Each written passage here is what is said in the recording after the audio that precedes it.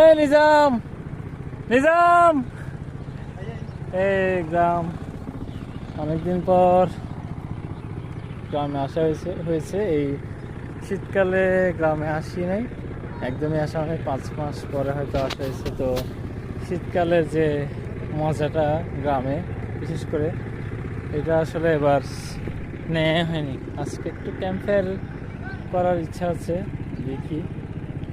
And the weather is so beautiful, মাশাআল্লাহ।